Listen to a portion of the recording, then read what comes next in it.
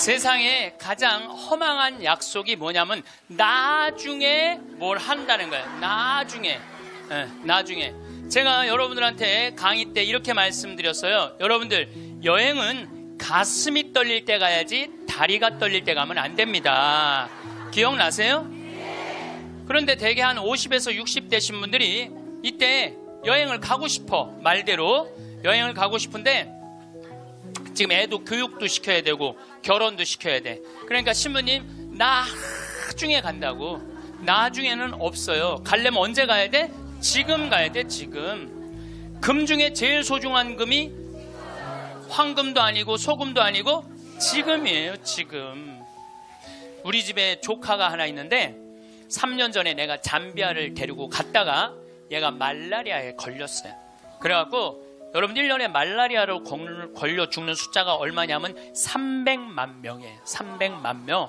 예. 근데 처음에는 말라리아인지 모르고 독감인 줄 알고 계속 수원에 있는 병원에 있었어. 근데 보니까 이게 치료가 안 되는 거야. 점점 백혈구 수치가 올라가는 거야.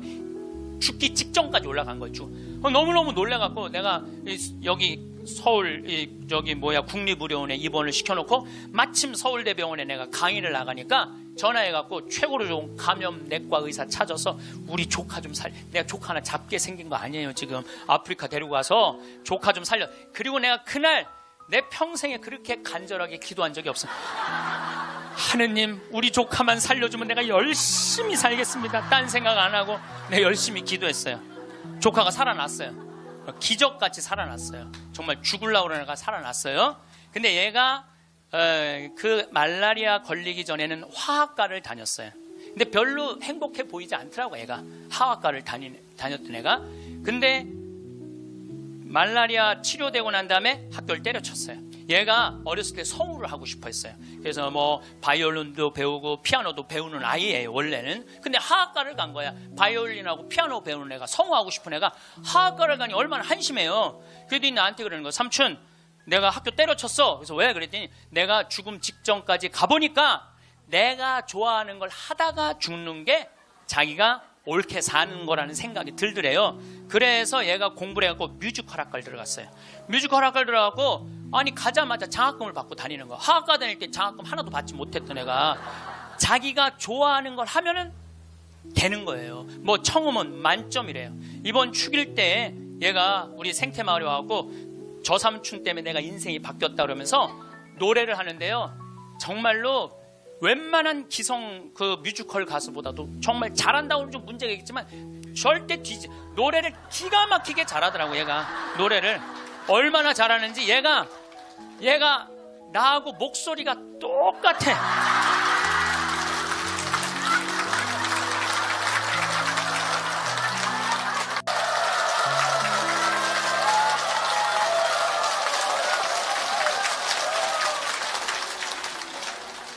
참 예수님. 네. 시작기도 바치고 강의 시작하도록 하겠습니다. 성부와 성자와 성령의 이름으로 아멘. 주님께서는 심판자이시고 차별 대우를 하지 않으신다. 그분께서는 가난한 사람을 차별하지 않으시고 부당한 대우를 받은 사람의 기도를 들어주시리라. 그분께서는 고아의 간청을 무시하지 않으시고 과부가 쏟아놓는 하소연을 들어주신다. 과부의 눈물이 그 뺨에 흘러내리고 눈물을 흘리게 한 자를 거슬러 그가 부르짖지 않겠느냐. 영광이 성부와 성자와 성령께 같이 이제와 항상 영원히 아멘. 성부와 성자와 성령의 이름으로 아멘. 네, 반갑습니다.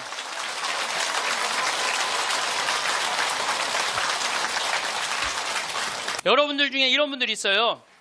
오늘 정말로 갈비가 먹고 싶다. 내가 아들을 셋을 키워놨는데 큰아들이 사줄래나 둘째 아들이 사줄래나 막내 아들이 사줄래나 이렇게 생각하는 분은 바보 중에 상바보예요. 왜냐하면은 아니 아들이 무당이야? 막 일하다가 엄마가 지금 갈비 먹고 싶어 하네? 오늘 가서 사드려야 되겠다. 이런 자식 있어요, 없어요? 없어요. 지금 갈비 먹고 싶은 거 누구만 알아? 나만 알아. 그러니까 누가 사줘야 돼? 내가 사줘야 돼. 누구 돈으로? 내 돈으로. 예. 여러분들이 행복하시고 싶으면은 뭐를 버려야 되냐면 거지 근성을 버려야 돼. 거지 근성. 누가 사 주기를 바라는, 누가 나를 행복하게 해주기를 바라는 이 거지 근성을 버려야 돼. 먹고 싶은 거 있으면 누가 사 먹어야 돼? 내가 사 먹어. 행복하고 싶으면 누가 행복하면 돼? 내가 행복하면 돼. 언제? 나중에 말고 언제? 지금. 여러분들 지금 어느 교수님이 한 얘기지만은 아이스크림이 있어. 이 아이스크림이 있는데 너무 더워. 그럼 이거 어떻게 해야 돼? 먹어야 돼. 언제 먹어야 돼? 지금 먹어야 돼. 이거 나중에 먹는다고 놔두면은 이거 녹아서 남아 있어요? 안 남아 있어요? 저한테 많은 암 환자들이 오죠. 많은 암 환자들이 와서 하소연할 때 이런 얘기를 해요. 신부님, 제가 정말로 이제 60부터 행복하려고 30살서부터 60살까지 돈만 모으고 아무데도 놀러 안 갔다는 거야. 근데 암이 걸려갖고 이제 아무데도 갈 수가 없다는 거야. 억울해 죽겠다는 거야. 차라리 그때 갈 걸. 미국 사람들은요, 5개월 일해서 한 달 여행 가는 게 목적이에요. 5개월 열심히 돈 모아. 이번엔 내가 뭐 어딜 간다 그러면 열심히 와서 한 달 휴가 화끈하게 갔다 와요. 또 한 5개월 열심히 모아. 또 한 달 화끈하게 왔다가. 그 사람들 한 30년 동안 살면서 거의 60번 정도의 휴가를 멋있게 갔다 오는 거예요. 근데 우리나라는 30살부터 60살까지 나중에 가려고 한 번도 안 가. 근데 떨커덕 뭐가 걸려? 암이 걸려갖고 이거 뭐 죽을지 살지 모르는 그런 상황에 들어가는 경우가 많다는 거예요. 행복하려고 그러면 언제 행복해야 돼? 지금 행복해야 돼. 지금. 나중에는 기다려주지 않는다는 얘기예요. 그래서 투자를 하고 싶어도 여러분들이 가장 어리석은 투자가 뭐냐면 주식 투자예요. 주식 투자. 여기 지금 주식 투자하는 분들 분명히 계실 거예요. 자, 주식 투자를 할 동안은 돈 써요? 못 써요? 못 써요. 그런데 제가 모 은행의 지점장들 300명한테 강의를 한 적이 있어요. 근데 그분들이 나한테 이렇게 말을 해요. 대개 주식 투자하는 개인의 96%는 평생 하다 보면은 5천에서 1억 정도는 다 손해보고 나간다는 거. 96%가 써보지도 못하고 날리는 거야. 써보지도 못하고. 저는 요즘 필라테스라는 걸 해요. 제가 필라테스를 하는데 비싸요. 1시간에 뭐 7만 원인가 그 정도 해요. 또 개인 레슨을 하니까. 그런데 제가 뭐 관절염이 있으니까 안 쓰는 근육들이 너무 많더라고. 일주일에 2번을 하는데 내 몸이 나한테 그러더라고. 주인님 너무너무 감사하다는 거야. 나한테. 왜 이렇게 나한테 잘해주느냐고. 필라테스를 하죠. 그 다음에 내가 영어 공부하죠. 나한테 하는 투자는 아깝지 않아요. 그런데 주식 투자는 써보지도 못하고 날리는 거야. 아니 여러분들 5천만 원을 날린 분들 내가 물어볼게요. 여러분들 그 5천만 원을 갖고 자기한테 투자했어. 자기 신앙에 투자해서 5천만 원을 가지고 이스라엘 성지순례를 10번을 갔다 왔다고 생각을 한번 해봐요. 그럼 여러분들은 지금 10번 갔다 온 분들은 예수님하고 트고 지낼 수 있어요. 이스라엘 성지순례 10번 갔다 온 분들은 예수님하고 그냥 맘먹고 막 트고 그냥 얘기할 수 있어. 그게 나 주식 투자 5천만 원을 갖고 한 푼도 못 건져갖고 아이고 속이야, 아이고 가슴이야 이러고 사는 게 나아요. 어느 게 나아? 그러니까 오늘부터 주식 다 팔고 어떻게? 자기한테 투자하세요. 나중에 투자하지 말고 언제 투자해? 지금 투자해야 돼. 지금 투자해야 돼. 그러니까 우리는 어떻게 행복한지도 모르고 서로 무시하고 사는 게 기쁨이 뭔지도 모르고 살아. 어쨌든 우리 이 대한민국의 건국이념은 돈이야. 돈이기 때문에 돈을 벌어야 되는데 땅덩어리가 넓어요? 캐나다는 우리나라보다 102배가 나라가 넓어요. 102배가 나라가 넓은데 이 나라는 나무만 팔아도 100년을 먹고 산다는 거예요. 나무만 팔아도. 사우디아라비아는 석유만 팔아도 국민소득이 7만 달러야. 아무것도 안 해도. 근데 우리나라는 아무것도 없어. 땅도 안 넓고 자원도 없고. 그러니까 우리는 돈을 벌으려면 어떻게 돼? 오로지 믿을 건 뭐 하나밖에 없어? 머리밖에 없어. 그러니까 우리는 돈을 벌으려면 뭐를 해야 되냐면 공부를 해야 돼. 공부. 엄마들이 이렇게 얘기를 합니다. 너 공부해서 훌륭한 사람 돼야 돼. 너 공부해서 너의 재능을 개발해야 돼. 이렇게 말하는 엄마가 없어요. 이놈 새끼야 너 커서 무시 안 당하고 돈 많이 벌려면 공부 열심히 해. 그러니까 우리는 공부를 왜 하냐면 무시 안 당하고 돈 벌으려고 공부하는 거예요. 애가 노래를 너무 잘해. 그럼 엄마가 이렇게 얘기해. 너 그렇게 맨날 배짱이처럼 노래하다가 나중에 커서 굶어 죽어 이놈 새끼야.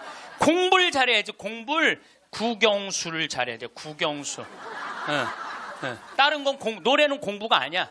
애가 그림을 너무 잘 그려. 너 그렇게 맨날 그림 그리다가 너 그림쟁이들이 나중에 굶어 죽어 이놈 새끼야. 너 공부를 잘해야지. 공부. 뭐 국영수를 잘해. 국영수.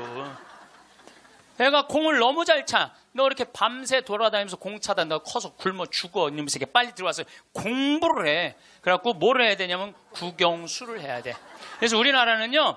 학교를 다니면 다닐수록 자기 재능을 죽이는 교육을 하는 거예요. 여러분들 노래 잘하고 공 잘 차고 그림 잘 그리고 뭐 물건 잘 만드는 거 제주고 공부 중에 공부예요. 근데 우리는 그걸 공부라 생각 안 해. 오로지 공부는 뭔 줄만 알아? 국영수만 공부를 알고 있어. 국영수만. 전인지 선수 알죠?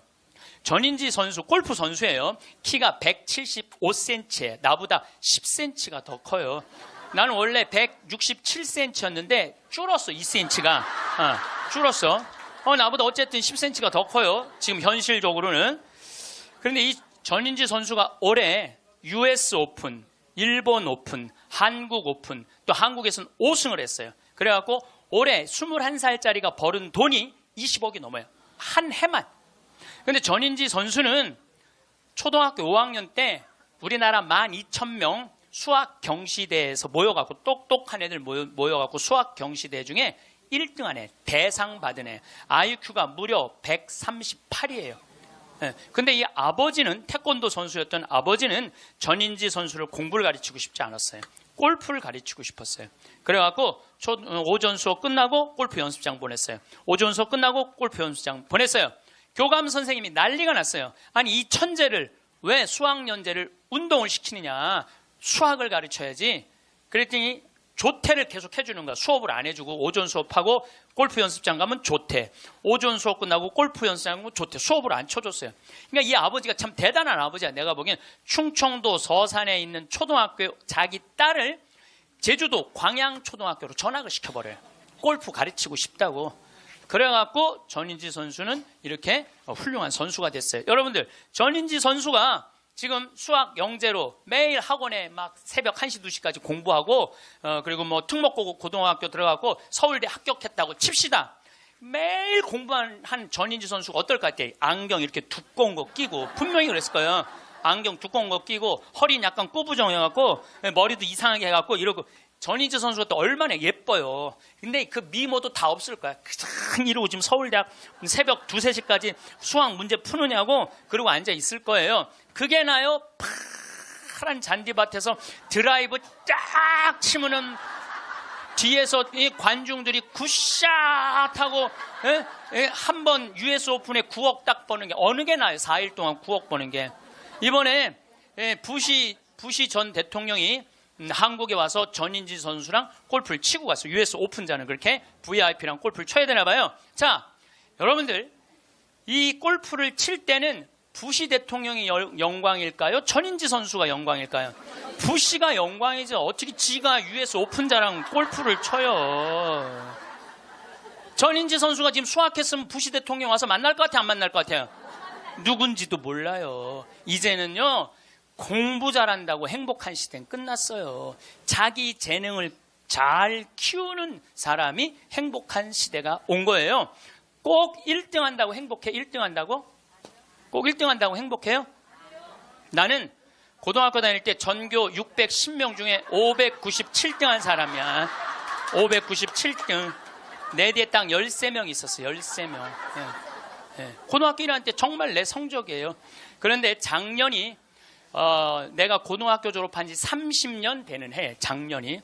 30년이 되면은 홈커밍 데이 행사를 한대요. 홈커밍 데이 행사라는 건 뭐냐면은 30년 만에 고등학교 졸업한 친구들끼리 다 모여, 호텔에서.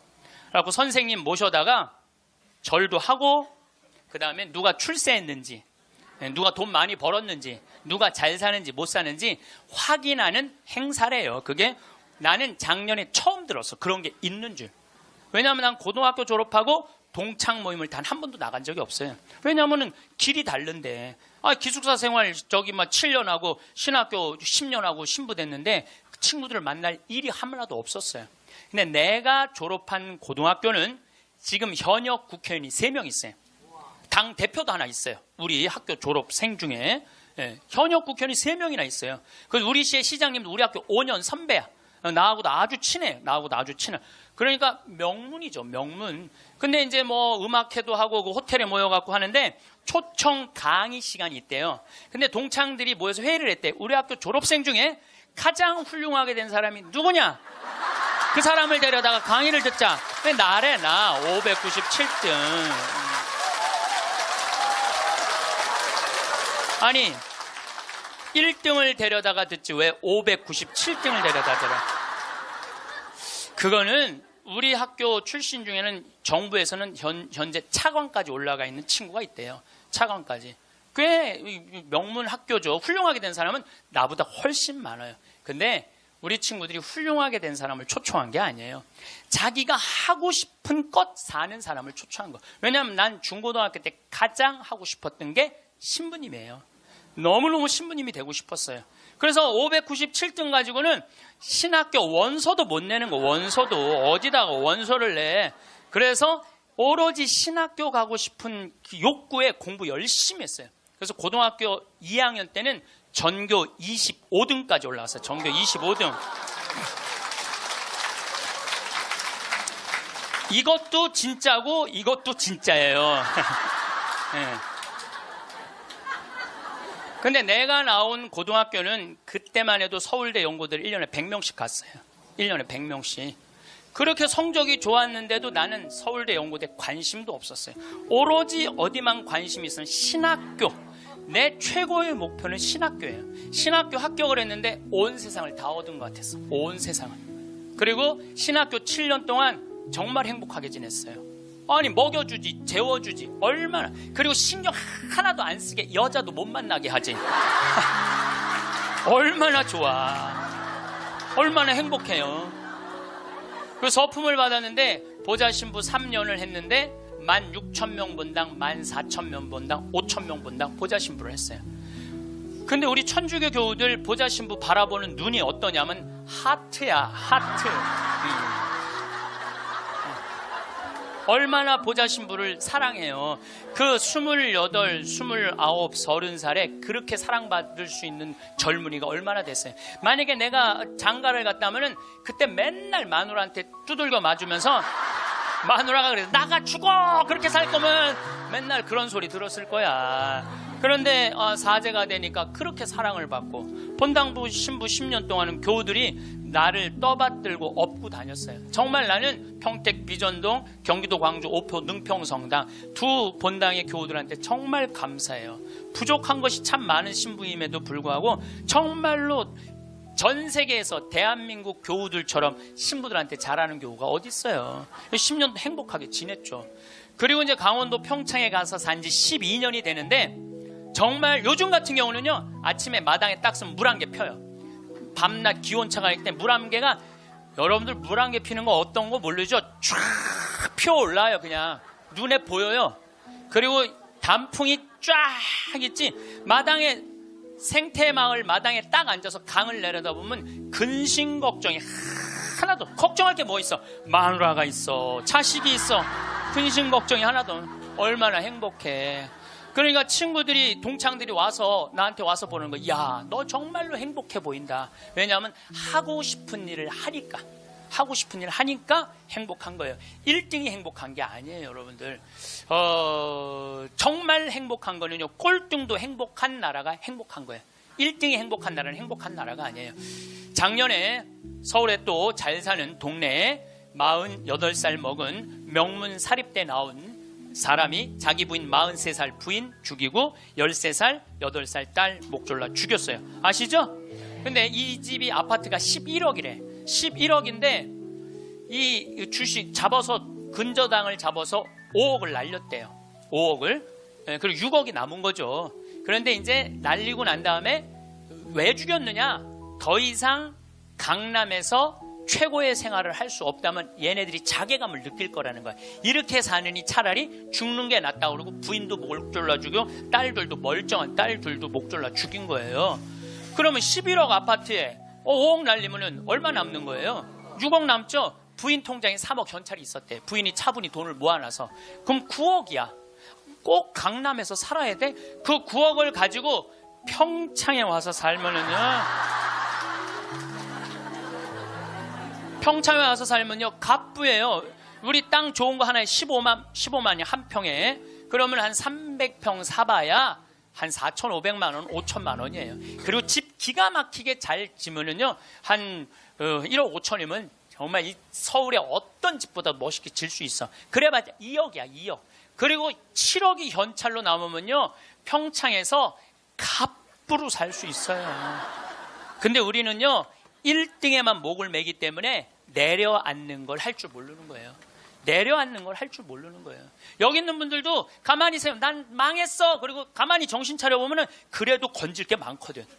그런 거 정리해갖고 평창에 오면 다 되는 건데 여기서 살라고 그러니까 힘든 거예요. 여기서 살라고 그러니까. 그러니까 1등병을 고쳐야 돼요.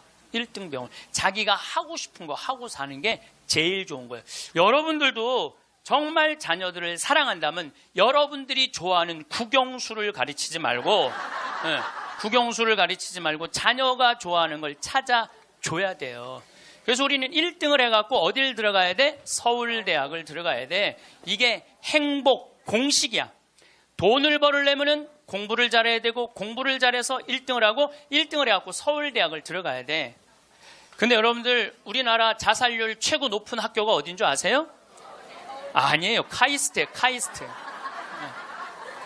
카이스트 아이들이 요 3년인가 4년 만에 9명이 자살을 했어요. 9명이 자살을 했어요. 공부 잘한다고 행복한 거 아니에요. 공부 잘한다고. 하고 싶은 일을 하는 게 행복한 거예요. 서울대학을 들어가야지 행복하고 인생에 성공했다는 이 대한민국 사람들의 머리를 뜯어 고쳐야 된다는 거예요. 그러니까 대한민국 엄마들은 임신을 하면은 내 뱃속에 생명이 들어왔다는 생각 안 한다니까. 임신을 하는 순간 내 뱃속에 서울대학 C가 들어왔다. C. 이 사람으로 안 보여. C로 보여. C로. 그래갖고 그냥 글자 대한민국 대통령 뭐 박근혜 이런 거 써서 읽어주잖아요. 근데 요즘 젊은 엄마들은 내가 요즘 또 알아보니까 한글만 안 가르친대요. 아침에 일어나고 애한테 한다는 소리가 Good morning, my baby. How are you today? 영어로 하는데 영어로. 정신이 나간 거죠. 그래갖고 엄마의 태를 10달 만에 열고 나왔어. 세상이 얼마나 멋있어요. 하늘도 예쁘고 단풍도 예쁘고 구름도 예쁘고. 그래갖고 베란다 창문을 통해서 구경 좀 하려고 그랬더니 마음 급한 엄마가 너 지금 그거 볼 시간이 어디 있어. 1살짜리한테 한쪽 창문에 가나다라 마바 차타카타 붙여놓고 반대쪽 창문에는 A, B, C, D 붙여놓고 누워서 모빌이 돌아가는데 기억, 니은, 디귿, 리을이 돌아가는 거예요. 자, 저는 이 이야기를 20년째 하고 있어요. 왜냐하면은 내가 가정방문 다녀보면서 제일 꼴배기 싫은 게 애방에 글자, 숫자, 영어 더덕더덕 붙여놓는 거예요. 그게 애를 위한 일이 아니거든요. 애를 정신을 혼란하게 만드는 거예요. 발도르프 교육이라고 있어요. 독일에서 이 1차 세계대전 끝나고 난 다음에 담배 공장에서 처음으로 한 교육이에요. 근데 이게 가장 인간한테 인권을 존중해주는 교육이래요. 이 발도르프 교육은 유치원 때부터 대학 졸업할 때까지 등수가 없어. 등수가 없어. 누가 1등인지 누가 꼴등인지 몰라. 그리고 이 발도르프 교육에서는 사람을 어떻게 등수로 먹이느냐 이거예요. 사람 어떻게 등수로 평가하느냐 이거예요. 등수가 없어요. 그리고 지금 노르웨이, 핀란드, 덴마크, 네덜란드 다 등수 없어요. 우리나라처럼 1등급부터 15등급, 20등급 나눠놓는 나라가 없다니까요. 참 불행한 거예요. 이건 교육이 아니에요. 교육이. 근데 이 발도르프 교육에서 가장 하지 말아야 되는 거 머리맡에 모빌 달아놓지 말라는 거예요. 애기한테 모빌 달아놓으면 절대 안 된다는 거예요. 생각을 해봐요. 하루 종일 가나다라 갖고 놀고 ABCD 갖고 놀고 1, 2, 3, 4 갖고 놀았어. 너무 피곤해. 그래서 잤어 밤에. 자고 한 8시간 잤어. 오늘 하루를 개운하게 시작해볼까? 눈을 딱 떴는데 기억, 니은, 디귿, 리을이 돌아가. 이게 애들한테 보통 스트레스가 아니라는 거예요. 그런 애들이 커서 다 치약 한 통을 다 짜서 동료 병사들을 먹이는 거예요. 그런 애들이. 그러니까 우리나라 애들은요, 어렸을 때부터 너무 스트레스를 받아갖고 중학교 2학년만 되면 폭발하는 거예요. 그래서 중2병이 나오는 거예요. 부모가 너무너무 괴롭혀갖고. 작년에 부산에서 한 초등학교가 선생님이 2학년인데 22명이 한 반인데 다음 중간고사 볼 때 만점 받는 애부터 밥 먹인다고. 그래서 국어, 수학을 중간고사에 받대요. 근데 4명이 22명 중에 4명이 만점을 받았대. 4명한테 그랬대. 니네들 만점 받았으니까 밥 먼저 먹으라고. 그리고 18명한테 니네 시험 못 봤으니까 밥 나중에 먹으라고. 그러고 급식을 성적순으로 한 거죠. 이거 애들한테 갑질 가르치는 거예요. 너 공부 잘하니까 뭐도 먼저 먹어도 돼? 밥도 먼저 먹어. 어렸을 때부터 공부를 잘하면 특권을 누리게 가르치는 거예요. 그래서 갑질이 나오는 거예요. 그래서 어렸을 때 공부 잘하면 밥도 먼저 먹어도 돼. 그러니까 얘네들은 항상 먼저 먹었어. 뭐든지. 그러니까 나중에 무슨 판사, 검사, 국회의원, 장관 돼도 항상 먼저 먹어도 돼. 돈도 먼저 먹어. 뭐든지 먼저 먹어. 남들보다 먼저 먹어, 돈도. 근데 항상 평생을 먼저 먹어갖고 먹었는지 기억도 안 나. 기억도 안 나는 거예요. 기억도 안 나는 거예요. 이게 우리나라 교육에서 잘못된 거예요. 만약에 선생님이 이렇게 교육했다면 얼마나 좋을까요? 18명한테 니네들 시험 못 봤으니까 먼저 밥 먹고 기운 내서 공부 열심히 해. 그리고 4명한테 니네들 양보하면 쟤네들한테 좋을 것 같아. 이랬다면 이 교실 안이 훨씬 화기애애했을 거예요. 만점 맞는 애 먼저 먹으라고 18명 나중에 먹는 애들 시험도 못 봤는데 밥도 나중에 먹으래. 기분 좋을 것 같아, 나쁠 것 같아요? 기분 나쁘죠. 학교 다니면서 기분 나쁜 거죠. 근데 얘네들은 또 집에서는 독상을 차지할 수 있어. 집에서만은. 그래갖고 집에서 엄마한테 성적 주고 행복하게 밥을 먼저 먹었어. 집에서는. 근데 문제는 엄마예요.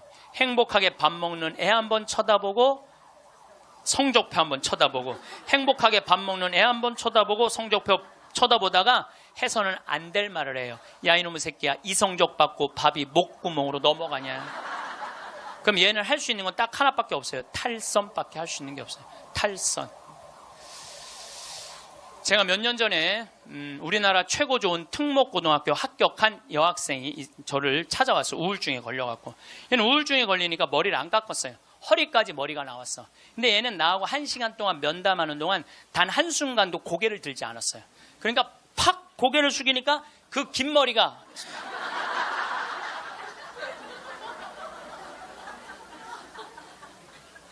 나는 걔 얼굴을 1시간 동안 못 봤어요. 까만 머리만 봤어. 까만 머리만. 근데 얘가 하는 말이 이런 말이에요. 자기는 초등학교 4학년 때까지 너무 행복했대요. 공부도 잘하고 시골에서.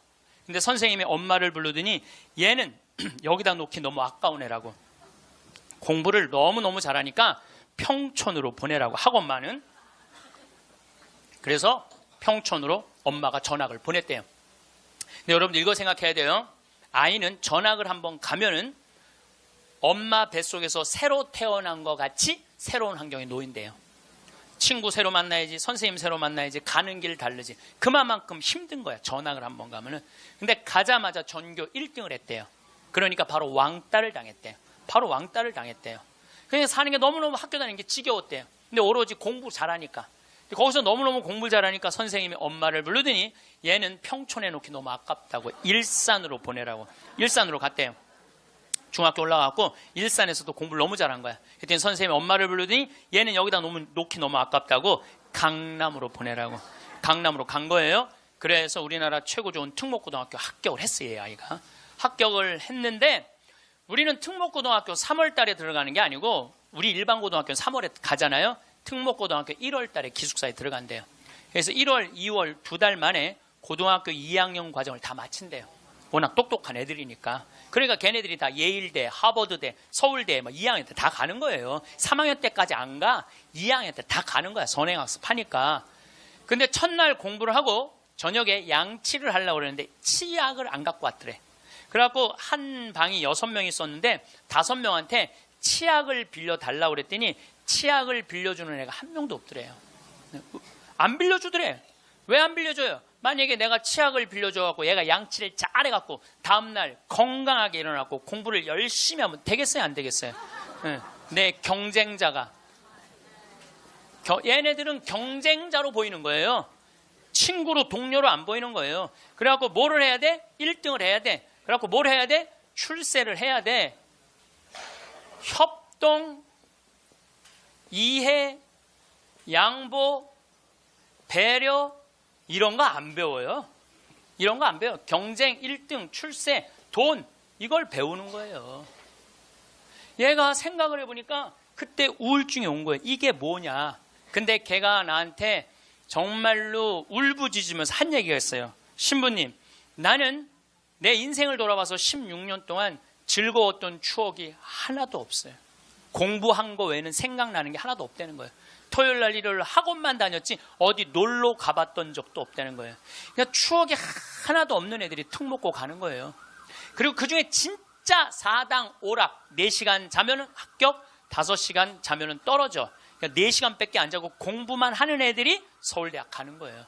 그중에 정말 도서관에서 머리통이 터져라 공부하는 애들이 사법고시, 행정고시 보는 거예요. 그리고 그중에 진짜 똑똑하고 출세 욕구 있는 애들이 국회의원이 돼갖고 지금 대한민국을 통치하고 있는 거예요.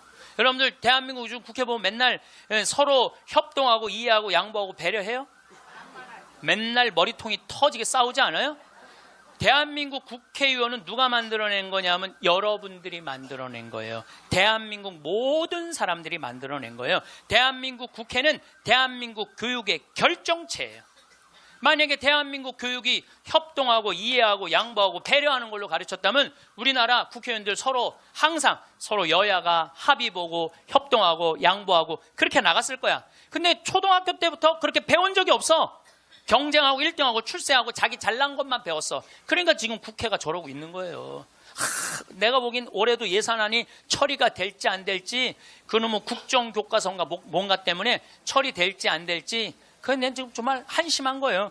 국정교과서 잠깐 얘기를 하면은요. 여러분들 국가가 정해준 교과서로 공부를 하는 걸 국정교과서라고 그래요. 그러니까 한 권을 가지고 공부를 하는 거. 역사책을 가지고 한 권을 갖고 공부를 하는데 복음도 사복음이야.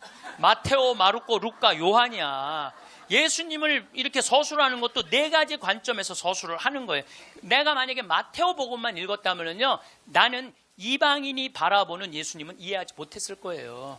그 다음에 요한복음을 내가 공부를 안 했다면은 예수님의 영적인 세계를 알지 못했을 거예요. 루카복음을 이해하지 않았다면 예수님이 사람을 어떻게 사랑하는지 몰랐을 거야. 마테오복음만 읽었다면 구원에 관련된 유대인의 사고만 배웠겠지. 그러니까 국정교과서 내용이 뭐가 담기는 게 그게 중요한 게 아니야. 한 가지만 가르치는 게 가장 무서운 거야. 한 가지만. 사람은요, 여기서부터 부산까지 경부고속도로만 가야 돼. 니네들 죽으나 사나? 아니, 나같이 평창에 있는 놈은 경부고속도로 가려면 여기 수원까지 와서 타고 내려가야 되잖아요. 우리는 중앙고속도로 내려가면 바로인데. 그렇잖아요. 서울서부터 부산까지 가는 건 경부고속도로만 가면 갈 수 있는 길이 얼마든지 있는데 국정교과서, 국가에서 정해주는 것만 애들 배우라는 거예요. 그러니까 이게 답답한 거예요. 그러니까 타협, 양보, 이해, 배려가 생기지가 않는 거예요. 그게 내용이 뭐가 담기는 건 난 모르겠어. 내용이. 그렇지만은 이 자유를 박탈하는 거예요. 자유를. 그러니까 우리나라 아이들은 경쟁 1등 출세, 무슨 교육부 장관인가 뭐 하는 분이 왜 한 가지 애들이 답이 헷갈리면 어떻게 하냐 그래. 답이 헷갈리면. 이게 지금 내가 평화방송 강의하면서 할 얘기는 아니지만은 답이 어딨어.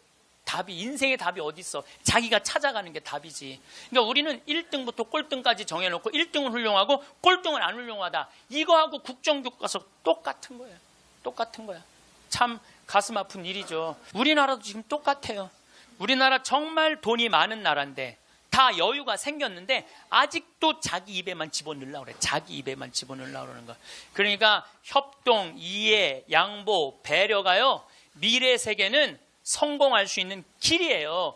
경쟁, 1등, 출세가 성공의 길이 아니에요. 빌 게이츠가 며칠 전에 얘기했잖아요. 미래 세계는 나누는 나라가 경쟁이 있는 나라라고. 나누는 나라가 경쟁이 있는 나라라고. 제가 1년에 도로를 9만 킬로를 다녀요. 내 차로 9만 킬로. 택시 기사들이 1년에 얼마를 뛰느냐 하면 4만 5천 킬로를 뛰어요. 근데 나는 9만 킬로를, 나는 택시를 했어도 택시기사들보다 2배 돈을 더 벌었을 거야. 9만 킬로를 뛰니까. 그러니까 하루 중에 보통 도로에서 6시간 정도 있어요. 근데 매일 그렇게 있어요. 그러니까 도로에서 벌어지는 일은 세상 어느 누구보다도 내가 많이 알아요. 오늘도 영동고속도로로 나왔는데 영동고속도로가 4차선이야. 4차선이면은 1차선은 추월차선이에요. 추월차선. 추월하면 들어가 줘야 돼요. 추월하면 들어가 줘야 되고 추월하면 들어가 줘야 돼. 왜냐하면 뒤에 바쁜 차들 가라고. 내가 이탈리아를 가보니까 이탈리아는요 1차선이 보통 130에서 140으로 달려요. 추월하는 차들이니까 쫙쫙. 그리고 만약에 100km로 달리는 차들이 있으면은 막 뒤에서 상향등을 막 켜요. 비키라고. 그러면은 막 달리다가도 뒤에서 막 상향등을 켜잖아요. 내가 지금 천천히 가나 바로 빠져줘요. 내가 그걸 보고 내가 촌놈 유럽 여행기의 그 책에도 썼지만은 너무 신기한 거야. 그냥 쉑쉑 가는 거예요. 그리고 바로바로 비켜주고 너무 신기하더라고요. 근데 우리나라는요 1차선에서 시속 95km로 앞에는 3km가 뻥 뚫려 있어. 그래도 단 한 번도 차선 안 바꿔요. 자기 때문에 뒤에 1km가 꽉 막혀 있는데도 한 번도 차선 안 바꿔요. 오로지 1차선으로만 가. 왜 그런 줄 알아? 우리는 1등에 한이 맺혀갖고 도로도 1차선으로 1등에 한이 맺혀 도로도 1차선으로 가야 돼 우리는.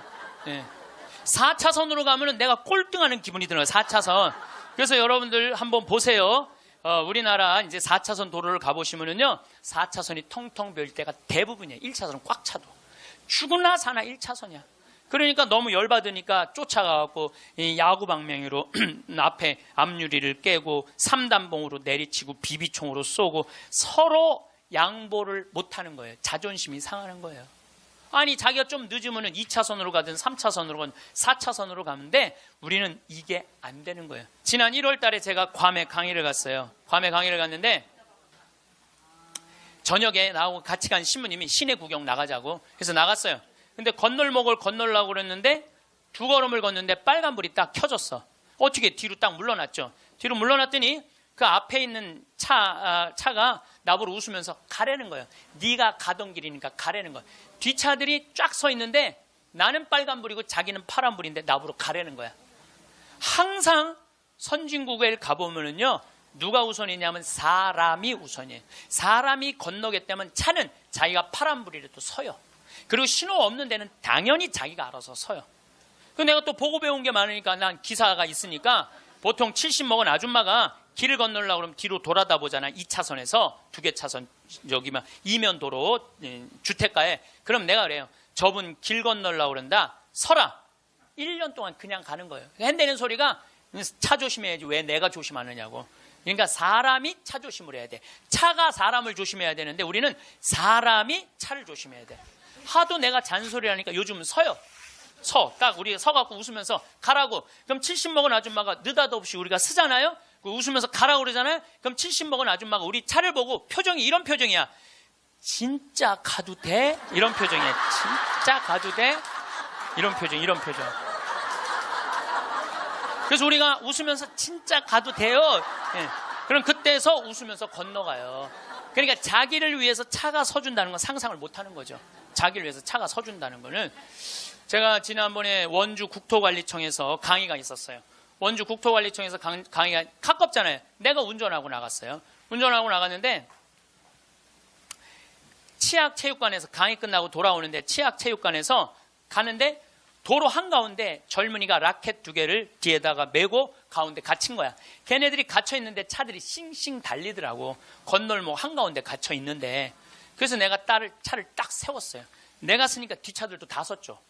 한 개 차선이니까 다 서갖고 내가 쓰면서 웃으면서 건너가라고. 그랬더니 젊은이 둘이서 날 보고 하는 표정이 진짜 가도 돼? 이런 표정이야. 진짜 가도 돼? 그래서 내가 진짜 가도 돼. 그랬더니 얘네들이 이 산더미만한 애들이 딱 건너가다가 갑자기 내 차로 몸을 돌리더니 90도 인사를 하고 가는 거예요. 걔네들 기분 좋게 건너가고 나 기분 좋은데 걸리는 시간이 3초밖에 안 걸렸어요. 3초. 근데 우리는 그 3초를 내놓지 못하는 거예요. 사람을 무시하는 거죠.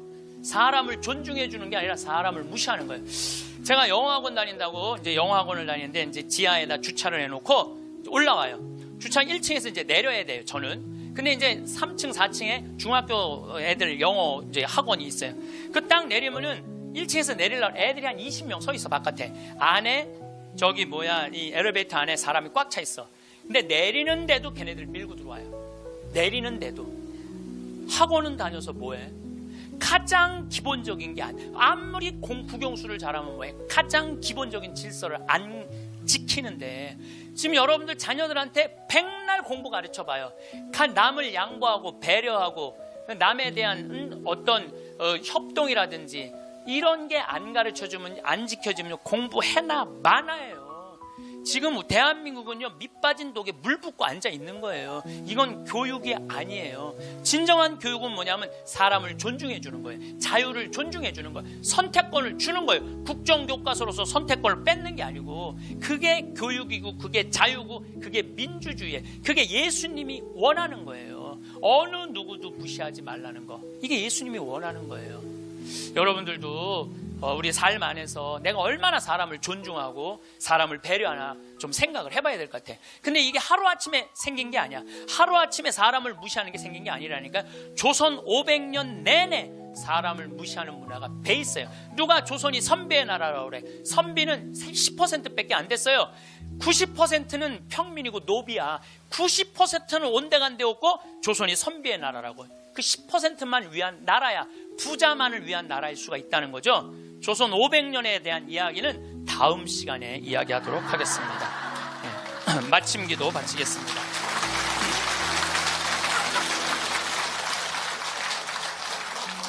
성부와 성자와 성령의 이름으로 아멘. 성공한 사람들을 보면 크게 두 부류로 나뉘는 걸 알 수 있습니다.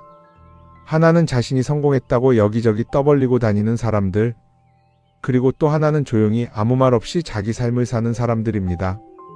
우리는 흔히 성공을 하면 자연스럽게 자랑하고 싶어질 거라고 생각하죠. 좋은 차를 사고 비싼 시계를 차고 SNS에 멋진 사진을 올리고 싶을 겁니다. 왜냐하면 그렇게 하면 남들이 나를 더 인정해 줄 거라고 믿으니까요. 하지만 현실은 그렇지 않습니다. 오히려 진짜 성공한 사람들은 그렇게 행동하지 않습니다. 왜냐하면 보여줄 필요가 없기 때문입니다.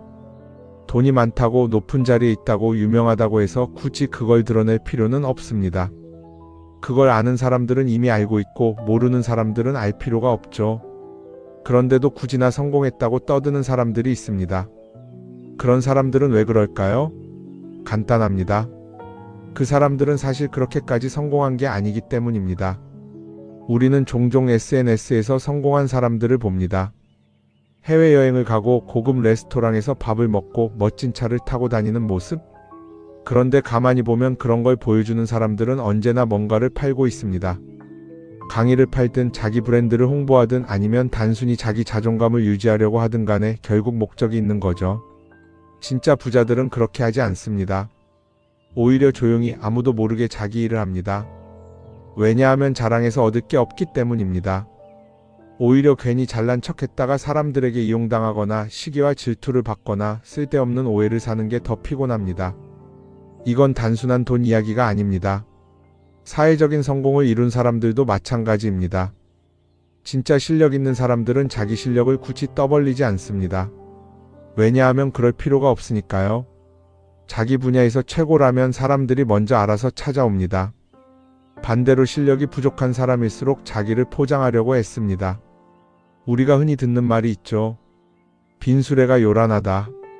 이 말이 괜히 있는 게 아닙니다. 정말 내실이 있는 사람들은 굳이 시끄럽게 굴지 않습니다. 반대로 겉만 번지르르한 사람들은 자기가 얼마나 대단한지 떠들고 다닙니다. 이걸 좀 더 현실적인 예로 들어볼까요? 동창회에 나가면 꼭 이런 사람이 있습니다. 옛날에는 별거 아니었는데 갑자기 잘 됐다고 나타나서 자기가 얼마나 성공했는지 자랑하는 사람. 처음에는 다들 와, 대단하다 하고 들어주지만 시간이 지나면 어떨까요? 대부분 속으로 이렇게 생각할 겁니다. 저 사람 뭐 저렇게까지 티를 내? 결국 그런 사람은 점점 멀어지게 됩니다. 반면에 정말 성공한 사람들은 조용합니다. 굳이 자기가 어떻게 살고 있는지 설명하지 않죠. 그런 사람들은 오히려 주변에서 먼저 알아보고 자연스럽게 존경을 받습니다. 그게 진짜 성공입니다. 그럼 우리는 어떻게 해야 할까요? 내가 뭔가를 이루었을 때 굳이 남들에게 알릴 필요가 있을까요? 물론 가까운 사람들에게 좋은 소식을 전하는 건 좋습니다. 하지만 굳이 모든 사람들에게 나 이렇게 잘 살고 있어요 하고 알릴 필요는 없습니다. 그런 행동은 결국 나에게 득이 되지 않습니다. 성공이라는 건 원래 조용한 겁니다. 내가 잘 되고 있으면 주변 사람들이 자연스럽게 알게 됩니다. 굳이 내가 말하지 않아도 내 행동과 태도에서 묻어나오게 되어 있습니다. 그러니 굳이 보여주려고 애쓰지 마세요. 오히려 그게 더 진짜 성공한 사람의 태도입니다. 사람은 사회적 동물이라고 하잖아요.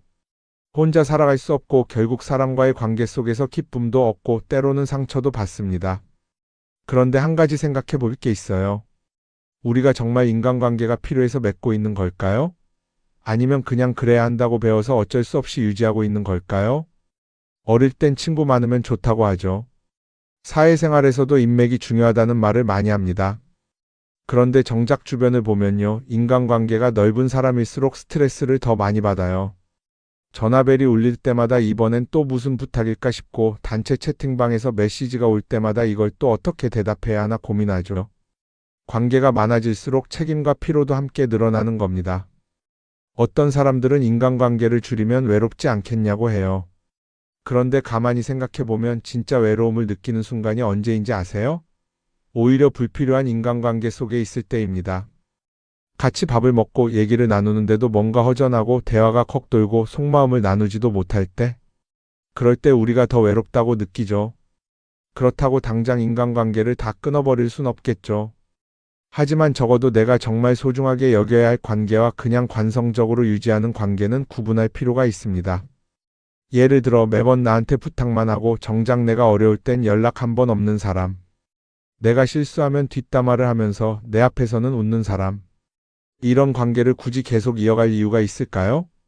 가끔은 이런 경험도 있을 거예요.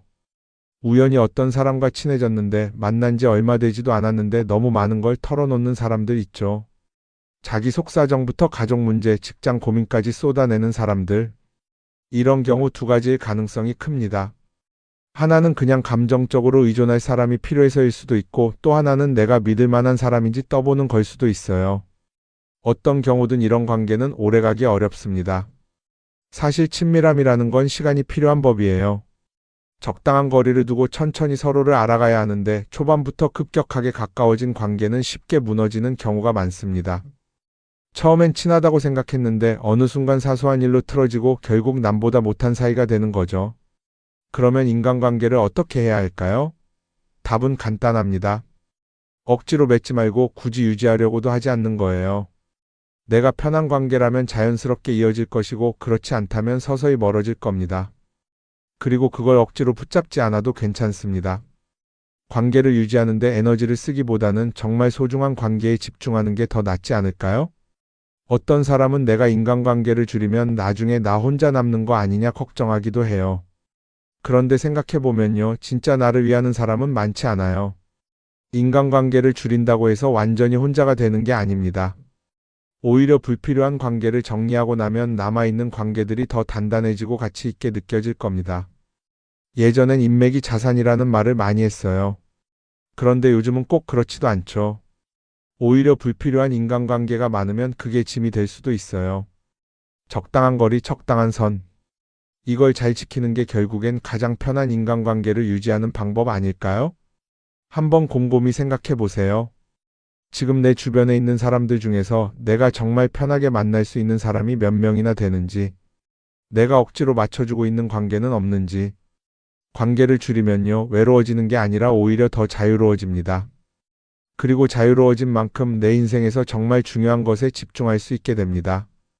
인간관계 너무 많은 걸 신경 쓰다 보면 정작 중요한 걸 놓칠 수 있어요. 그러니까 이제는 한 번쯤 정리해보는 것도 나쁘지 않을 겁니다. 사람들이 돈을 많이 벌고 싶어 하는 이유가 뭘까요? 단순히 돈이 많으면 좋으니까? 물론 그것도 있겠지만 사실 돈을 원하는 진짜 이유는 더 나은 삶을 살기 위해서겠죠. 그런데 문제는 돈을 많이 번다고 해서 반드시 삶이 나아지는 건 아니라는 겁니다. 오히려 더 많이 벌수록 더 많이 쓰게 되는 경우가 많아요. 가끔 이런 생각해 본 적 없으세요? 예전에는 돈이 지금보다 훨씬 적었는데 이상하게 그때가 더 여유로웠던 것 같다. 왜 그럴까요? 사실 우리가 원하는 건 돈 그 자체가 아니라 돈을 통해 얻을 수 있는 자유인데 돈을 벌면 벌수록 그 자유를 잃어버리는 경우가 많아요. 더 좋은 차, 더 좋은 집, 더 좋은 옷을 사면서 점점 더 많은 돈이 필요해지고 결국엔 돈을 벌기 위해 또다시 일해야 하는 악순환에 빠지게 되는 거죠. 한번 생각해 봅시다. 우리가 정말 필요해서 뭔가를 사는 경우가 얼마나 될까요? 필요해서라기보다는 남들이 가지고 있으니까 없어 보이기 싫으니까 혹은 그냥 기분 전환을 위해서 소비하는 경우가 훨씬 많아요. 그리고 그런 소비를 할 때마다 스스로 이렇게 합리화를 하죠. 이 정도는 나를 위한 투자야. 그런데 가만히 보면 그 소비가 진짜 나를 위한 소비인지 아니면 그냥 사회가 만든 기준에 끌려가고 있는 건지 헷갈릴 때가 많습니다. 예를 들어 예전에는 스마트폰 하나면 충분했는데 이제는 스마트워치도 있어야 하고 무선 이어폰도 필요하고 태블릿도 있어야 할 것 같고 하나를 사면 또 다른 무언가가 필요해지는 시기예요. 사실 이건 우리가 그렇게 만들어진 겁니다. 광고도 그렇고 SNS도 그렇고 자꾸 우리에게 이렇게 말하죠. 이걸 사야 더 행복해질 수 있어요. 그런데 정작 그걸 사고 나면 어때요? 처음 며칠은 좋죠. 그런데 시간이 지나면 또 다른 걸 사고 싶어져요. 왜냐하면 물건이 우리를 오래 행복하게 만들어주지는 않거든요. 특히 요즘은 SNS가 이런 소비 심리를 더 부추기는 것 같아요. 예전에는 친구들끼리 만나서 나 새로 샀어 하고 자랑하는 게 전부였는데 이제는 SNS에 올리면서 전 세계 사람들에게 보여주잖아요. 그러다 보니까 남들도 다 뭔가를 사서 올리고 나도 따라해야 할 것 같은 기분이 드는 거예요.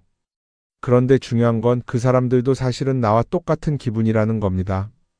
내가 남을 부러워하는 만큼 나도 누군가에게 부러움을 사려고 애쓰고 있는 거죠. 결국 끝없는 비교와 소비 속에서 진짜 중요한 걸 놓치게 되는 겁니다. 한번 이렇게 생각해보면 어떨까요? 만약 내가 지금부터 딱 1년 동안 불필요한 소비를 하지 않는다면 내 삶이 어떻게 변할까? 아마 처음에는 답답할 수도 있어요. 사고 싶었던 걸 참아야 하니까. 그런데 그걸 몇 번 참고 나면 어느 순간 깨닫게 될 겁니다. 내가 굳이 이걸 안 사도 괜찮네? 그렇게 불필요한 소비가 줄어들면 자연스럽게 돈이 쌓이겠죠. 그런데 돈이 쌓이는 것보다 더 중요한 게 있어요. 바로 마음의 여유가 생긴다는 겁니다. 돈을 쓰지 않는다고 해서 불행해지는 게 아니라 오히려 소비로부터 자유로워지면서 진짜 행복을 찾을 수 있어요. 물론 이걸 실천하는 게 쉽지는 않겠죠. 우리 주변에는 소비를 부추기는 것들이 너무 많으니까요. 하지만 적어도 이런 건 해볼 수 있습니다. 뭔가를 사고 싶을 때 한 번만 스스로에게 물어보는 거예요. 이게 정말 나한테 필요한 걸까? 아니면 그냥 순간적인 욕심일까? 만약 그 질문을 던졌을 때 5초 안에 당연히 필요하지 라는 답이 나오지 않는다면 사실 그건 없어도 되는 물건일 가능성이 큽니다. 정말 필요한 건 고민할 필요도 없이 바로 떠오르거든요. 그러니까 이제는 한 번쯤 생각해 봐야 할 것 같아요. 나는 지금 내가 원하는 삶을 살고 있는 걸까? 아니면 남들이 만든 기준에 맞추기 위해 내 시간을 팔고 있는 걸까? 소비를 줄인다는 건 단순히 돈을 아끼는 게 아닙니다. 그건 결국 내 삶의 선택권을 되찾는 일이거든요. 돈을 많이 버는 것도 중요하지만 더 중요한 건 그 돈을 어떻게 쓰느냐입니다. 그리고 때로는 아무것도 사지 않는 게 최고의 선택일 수도 있어요. 우리는 요즘 SNS 없이 사는 게 거의 불가능한 시대에 살고 있죠. 아침에 눈 뜨자마자 휴대폰을 확인하고 출근길에도 SNS를 보고 잠들기 전까지도 계속 들여다봅니다. 그러면서 남들이 어떻게 사는지 보고 나도 모르게 비교하게 되고 때로는 초조해지기도 하죠. SNS에 올라오는 사진들 한번 보세요. 맛집에서 멋진 음식을 먹고 해외여행을 다니고 좋은 옷을 입고 성공한 삶을 사는 사람들. 그런데 가만히 보면 이 사람들이 정말 행복해서 저런 사진을 올리는 걸까요? 아니면 그냥 행복해 보이고 싶은 걸까요? 실제로 SNS에 가장 많이 올라오는 사진이 뭔지 아세요? 남들이 부러워할 만한 순간들입니다. 집에서 편하게 쉬고 있는 모습이나 출근길에 지친 얼굴, 어제 먹다 남은 배달 음식 사진 같은 건 잘 안 올리죠. 대신 멋진 레스토랑, 명품 가방, 고급 호텔 같은 것들이 올라옵니다. 왜 그럴까요? 결국 SNS는 보여주기 위한 공간이기 때문입니다. 여기서 중요한 게 있어요. 우리가 SNS에서 보는 건 그 사람의 삶 전체가 아니라 편집된 일부 장면이라는 겁니다. SNS는 마치 한 편의 다큐멘터리나 영화처럼 잘 꾸며진 장면들만 보여줍니다. 그런데도 우리는 그걸 보면서 아, 저 사람은 나보다 더 행복하구나 하고 착각하죠. 예를 들어 SNS에서 한 친구가 해외여행을 가서 아름다운 풍경을 찍어 올렸다고 해볼게요. 우리는 그걸 보면서 부럽다, 나도 저렇게 살고 싶다라고 생각하겠죠. 그런데 정작 그 친구는 사진을 찍고 나서도 일 때문에 스트레스를 받고 있을 수도 있고 여행 비용을 감당하느라 카드가 걱정을 하고 있을 수도 있습니다. 그 부분은 우리는 알 수가 없죠. 그런데 문제는 이렇게 남들과 비교하는 습관이 쌓이면 결국 내 삶이 초라하게 느껴진다는 겁니다. 원래는 그냥 조용히 살아도 괜찮았는데 SNS를 보고 나면 나만 뒤처지는 것 같고 뭔가를 더 해야 할 것 같고 괜히 불안해지죠. SNS는 기본적으로 사람들의 비교 심리를 자극합니다. 남들이 가진 걸 나도 갖고 싶게 만들고 남들이 하는 걸 나도 해야 할 것 같은 기분이 들게 만들죠. 그러다 보니 필요하지도 않은 걸 사게 되고 무리해서라도 화려한 곳에 가게 되고 남들에게 보여주기 위해 사는 삶을 살게 됩니다. 그럼 어떻게 해야 할까요? 사실 정답은 간단합니다. SNS에서 보이는 것들을 곧이곧대로 믿지 않는 것입니다. 그리고 더 중요한 건 남과 비교하는 걸 멈추는 것이에요. 어떤 사람이 비싼 차를 타고 다닌다고 해서 그 사람이 꼭 행복한 건 아닙니다. 좋은 차를 타고 다니지만 밤마다 사업 걱정에 잠 못 이루는 사람도 많아요. 반대로 대중교통을 이용하지만 마음 편하게 사는 사람도 있죠. 결국 행복은 보이는 것이 아니라 느끼는 것입니다. SNS를 덜 보면 덜 불행해진다는 연구 결과도 있어요. 하루 종일 남의 삶을 보면서 비교하는 시간을 줄이면 내 삶에 집중할 수 있는 시간이 많아지는 겁니다. SNS를 완전히 끊을 필요는 없지만 최소한 그 안에 있는 것들이 전부 진짜라고 생각하지 않는 태도는 필요합니다. 우리는 누구나 자신만의 속도로 살아가고 있어요. 남들은 남들대로 사는 거고 나는 나대로 살면 됩니다. SNS에서 남들의 화려한 모습을 볼 때마다 한 번쯤 이렇게 생각해 보세요. 이건 그 사람이 보여주고 싶은 삶일 뿐이다. 그러면 조금은 편해질 겁니다. 사람들은 다들 자기 인생을 살아간다고 생각하죠. 그런데 가만 보면 정말 자기 인생을 사는 사람이 얼마나 될까요? 많은 사람들이 사실은 남이 만들어 놓은 기준에 맞춰서 살고 있어요. 좋은 대학, 좋은 직장, 좋은 차, 좋은 집. 다들 이런 걸 목표로 삼지만 정작 내가 원하는 삶이 뭔지 깊이 생각해 본 적이 없는 경우가 많아요. 이건 어릴 때부터 교육받아온 방식과도 관련이 있어요. 우리는 어릴 때부터 이렇게 살아야 한다는 틀 안에서 자라죠.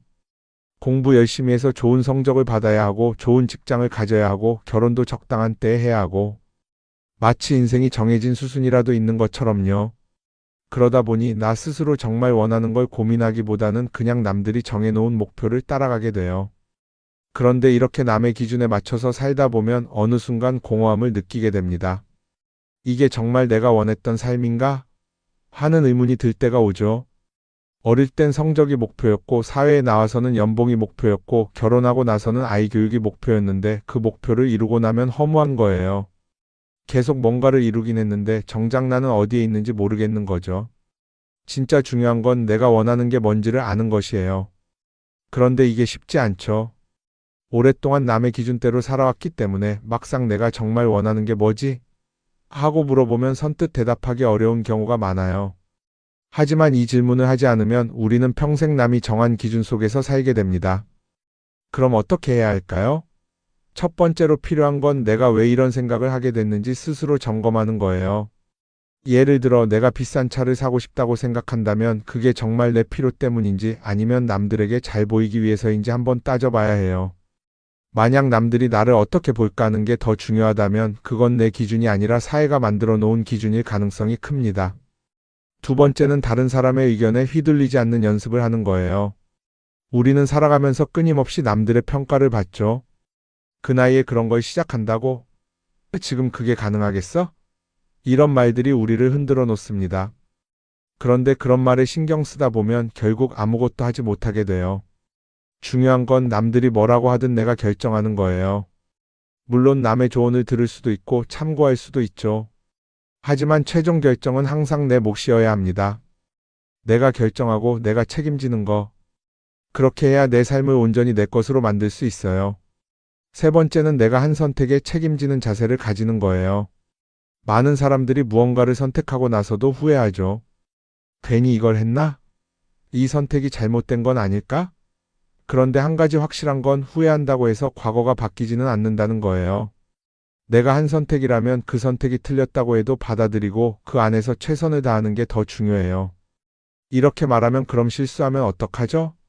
라고 걱정하는 분들도 있을 거예요. 하지만 생각해보면 우리가 실수를 두려워하는 이유도 결국 남의 시선 때문이에요. 내가 실패하면 남들이 날 어떻게 볼까? 이런 걱정이 더 크죠.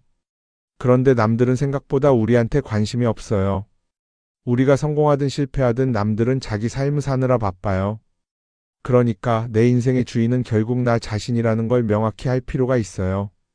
내 선택을 하고 그 선택에 책임지면서 남이 아니라 나에게 맞는 길을 찾는 것. 그게 진짜로 내 삶을 살아가는 방법이 아닐까요? 어쩌면 우리는 너무 오랫동안 이렇게 살아야 한다는 틀 속에 갇혀 있었는지도 모릅니다. 하지만 이제는 한 번쯤 생각해 봐야 합니다. 나는 진짜 내 삶을 살고 있는가? 그리고 만약